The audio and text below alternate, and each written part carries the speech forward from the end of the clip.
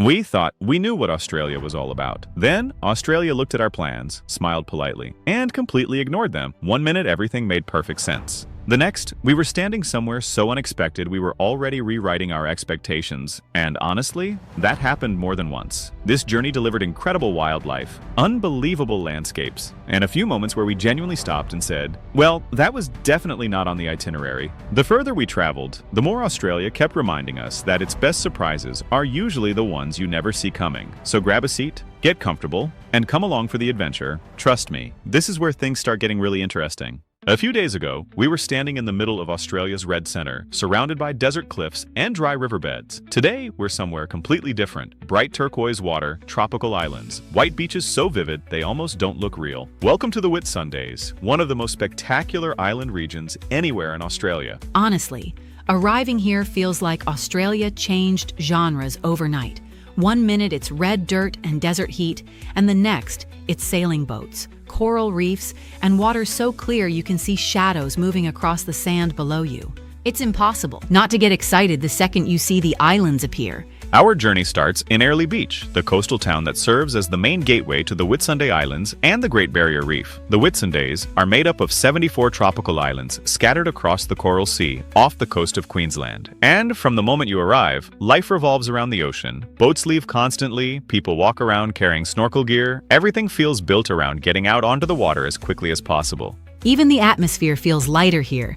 People aren't rushing, nobody looks stressed, and somehow everyone already has beach hair before they even get near the beach. To properly experience the islands, we board a catamaran and head out into the Whitsundays. The further we move away from the mainland, the more unreal the scenery becomes. The water changes color constantly depending on depth, sunlight, and the bright sand beneath the surface. Deep blue channels suddenly turn bright turquoise around shallow sandbars. The colors genuinely look edited. At one point, I stopped trying to describe the water because every few minutes it became a different shade of blue again. The Whitsundays sit beside the Great Barrier Reef, the largest coral reef system on Earth, stretching more than 2,300 kilometers along Australia's northeast coastline. It's so large that it can actually be seen from space. And being here, surrounded by reef-protected islands and shallow coral seas, you start to understand the scale of it. Our first major stop is Whitehaven Beach, often ranked among the best beaches in the world. The beach stretches for 7 kilometers along Whitsunday Island and is famous for its extraordinary white sand. And the sand here feels completely different from normal beach sand. It's incredibly soft, bright white, and it actually squeaks beneath your feet when you walk across it, which immediately became today's accidental soundtrack. That squeaking happens because the sand is made up of around 98% pure silica. Unlike ordinary sand, silica reflects heat very efficiently, which means the beach stays surprisingly cool even under strong Australian sunlight. Which honestly feels like a miracle considering how strong the sun is out here.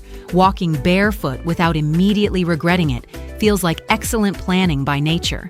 The purity of the silica also creates the brilliant white color that makes the water around the beach appear even brighter. Combined with the clear tropical ocean, the entire coastline almost glows in daylight. What I love most is how untouched it feels. No giant hotels, no loud beachfront developments, just forest, ocean, sand, and open space.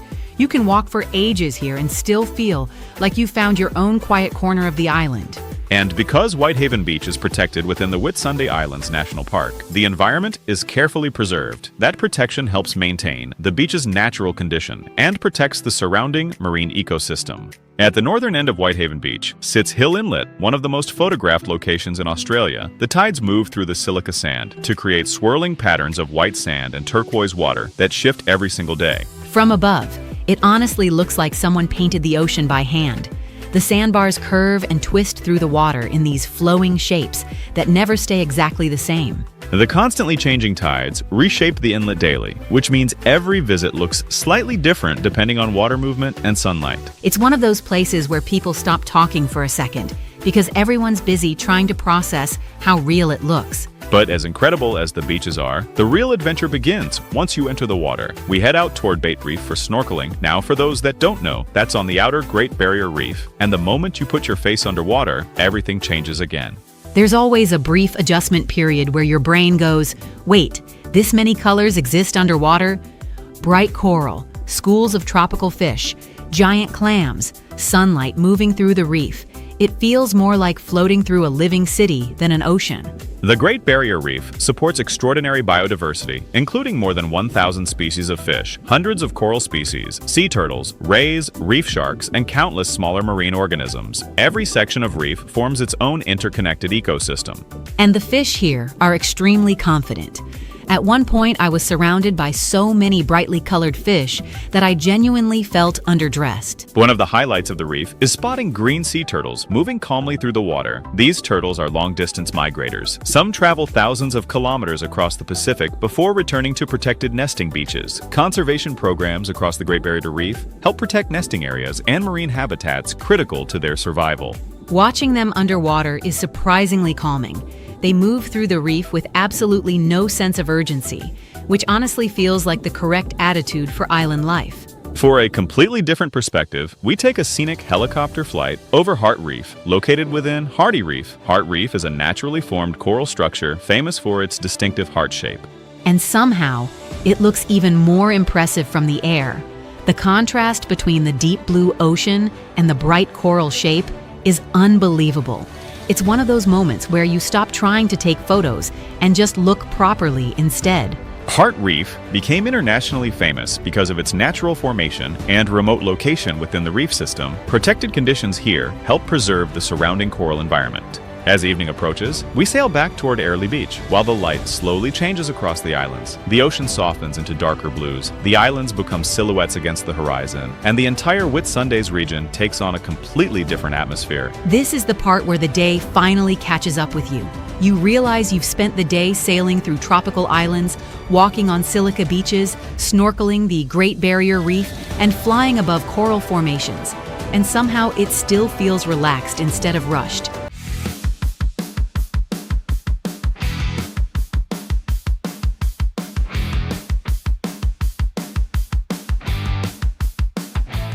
There are beaches, there are coral reefs, and then there is Ningaloo Reef, a place where the Australian outback crashes directly into the Indian Ocean. Red desert cliffs, turquoise water, and marine life so close to shore, you can literally walk off the sand straight into a UNESCO World Heritage Reef. And today, things get very interesting very quickly, because somewhere beneath this water are the largest fish on Earth. And somehow, they are also some of the gentlest creatures in the ocean.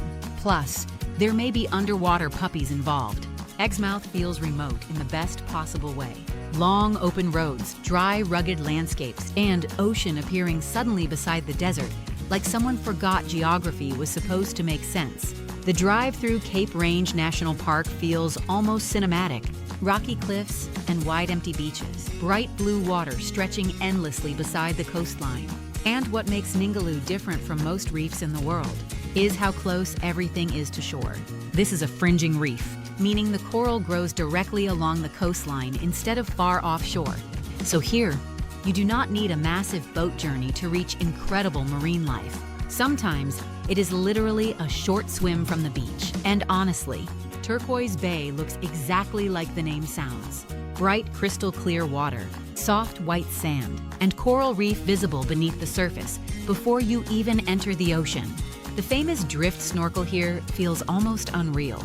You float naturally with the current, while the reef slowly moves beneath you like a giant underwater nature documentary.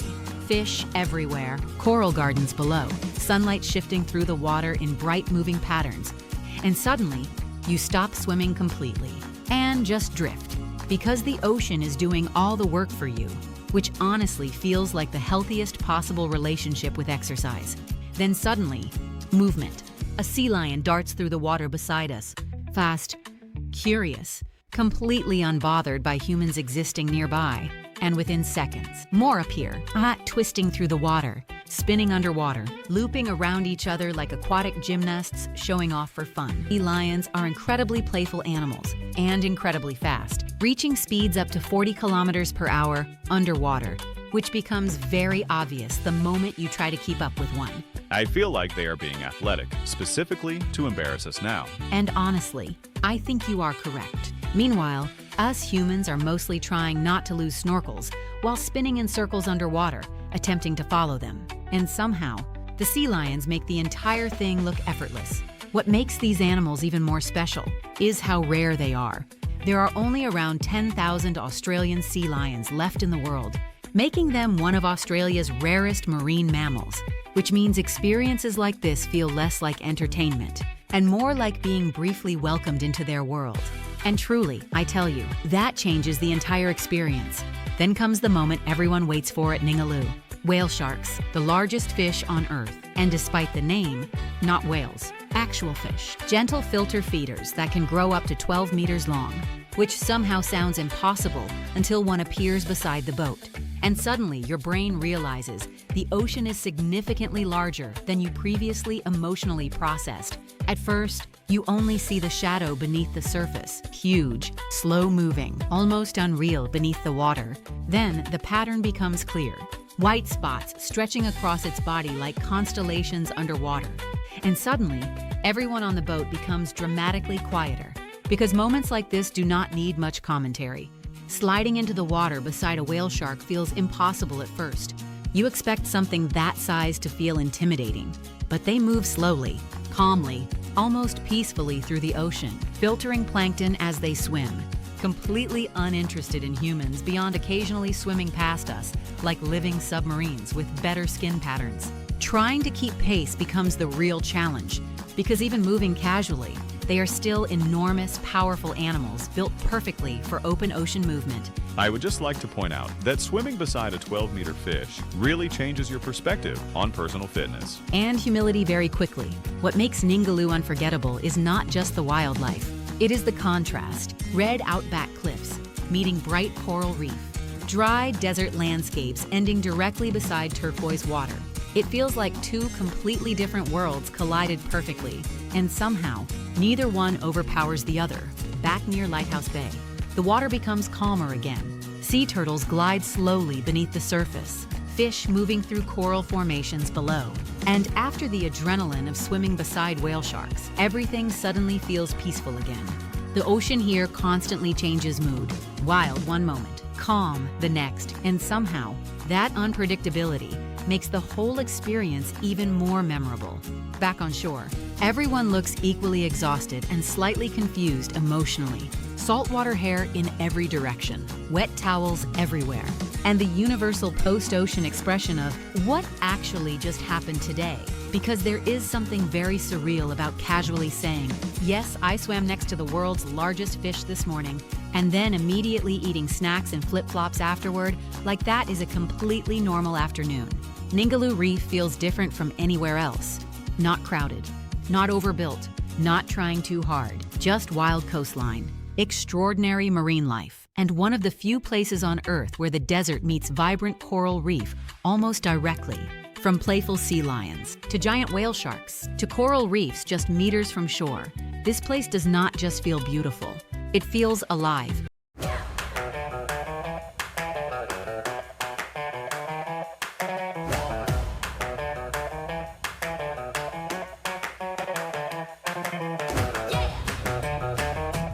Some places make you feel excited, loud, adventurous. Tasmania does something different. It makes you slow down, breathe deeper, and quietly look around, like you just walked into another world entirely. Because today, we are exploring Cradle Mountain and the ancient forests of Tasmania, where the air feels fresher, the trees feel impossibly tall, and even the wildlife somehow moves more peacefully. And honestly, within 5 minutes of arriving, we already understood why people fall in love with this place. Everything here feels calm, untouched, and almost storybook beautiful. This feels like the kind of place where even your stress levels politely decide to take a holiday. Exactly. And somehow, the mist drifting through the mountains only makes everything feel even more magical. We started the morning on one of the gentlest walks in Cradle Mountain National Park, the Enchanted Walk, and honestly, the name is doing absolutely no exaggeration here. The trail winds through cool forest, beside soft flowing streams, with wooden boardwalks leading through moss-covered trees and a fern-filled rainforest. Everything feels peaceful here, the sounds are softer, the air feels cooler, even the forest seems to encourage people to slow down. This is the first hike where nobody is pretending they enjoy steep hills for character development. Exactly. This trail feels more like nature, inviting you for a relaxing stroll instead of testing your survival instincts. And one thing people notice almost immediately in Tasmania is the air. It feels incredibly fresh. Tasmania is known for having some of the cleanest air in the world, especially in remote wilderness regions like this, far away from major industrial pollution. And somehow you really can feel the difference. The cool mountain air, the rainforest moisture, and the scent of eucalyptus drifting through the forest make the whole place feel refreshing in a way that is difficult to explain properly. I feel like my lungs just received a software update. Super update. And honestly, after spending time here, normal city air starts feeling slightly suspicious. And then the forest quietly reminds you that Tasmania is also full of wildlife. Peaceful wombats grazing slowly beside the boardwalks, tiny petamelons moving carefully through the grass, and birds calling softly from the trees above. Petamelons are small wallabies found mainly in Tasmania and nearby islands. And despite the funny name, they are incredibly gentle, shy animals, usually active during cooler parts of the day. Patamelon sounds less like an animal and more like a fruit invented by a cartoon company. Fair observation, but somehow they are both adorable and surprisingly fast. And wombats somehow move through life with complete confidence, despite looking permanently late for something important. Now, naturally, this became the perfect moment for a family wildlife challenge. Who could stay quiet long enough to spot the most animals? Which sounds simple until you realize humans are very bad at staying quiet once they get excited about seeing something fluffy. At one point, Joe whispered, "Look over there," with the volume of somebody announcing airport departures. That wombat deserved enthusiasm, Sarah. But slowing down actually changes what you notice. Tiny movements in the grass, bird calls hidden in the trees, mist drifting through the forest. The whole environment starts feeling alive in a very gentle, peaceful way.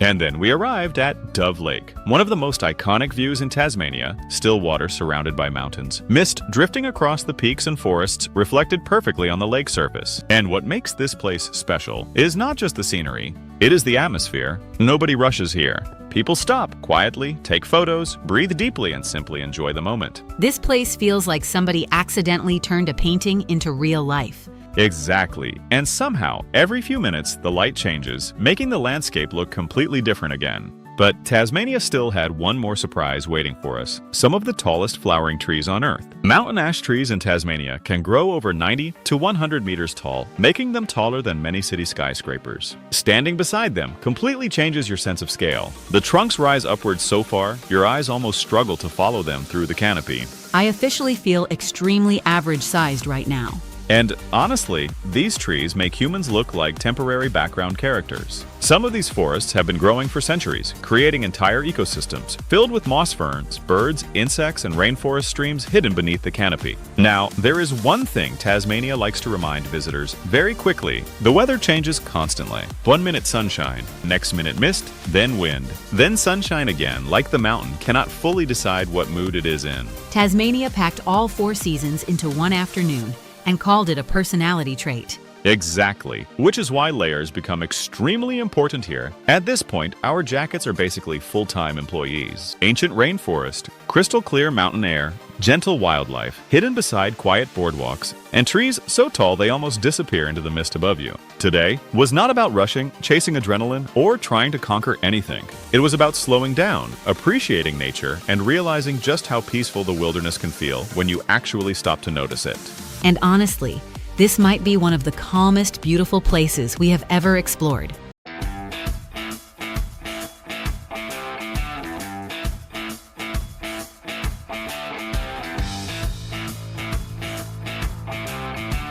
Australia has officially reached the stage of the journey where the animals sound completely invented, because today we are searching for a tiny egg-laying mammal with a duckbill that swims underwater with its eyes closed, uses special senses to find food, and somehow still became one of the cutest creatures on Earth, the platypus. And apparently, finding one requires patience, silence, and significantly more mosquito tolerance than I emotionally prepared for. Far north, Queensland feels different immediately. The air is warmer, heavier, everything greener, louder, and more alive. And the Daintree Rainforest is not just beautiful, it is ancient. Over 135 million years old, making it one of the oldest tropical rainforests on Earth. a living reminder of the incredible beauty and detail woven into creation over countless generations. Huge trees tower overhead, massive ferns spread across the forest floor, bird calls echo through the canopy constantly. And somehow every part of the rainforest feels alive at the same time. The boardwalk trails through the Daintree feel almost storybook-like. Wooden paths winding through giant trees and thick tropical plants, sunlight breaking through the leaves in soft patches. Humidity slowly negotiating with your hairstyle every few minutes. And what makes this place special is not loud, dramatic scenery. It is the detail, tiny movements, layers of green, butterflies moving through the trees, the sound of water hidden somewhere deeper in the forest. It feels peaceful, but never empty.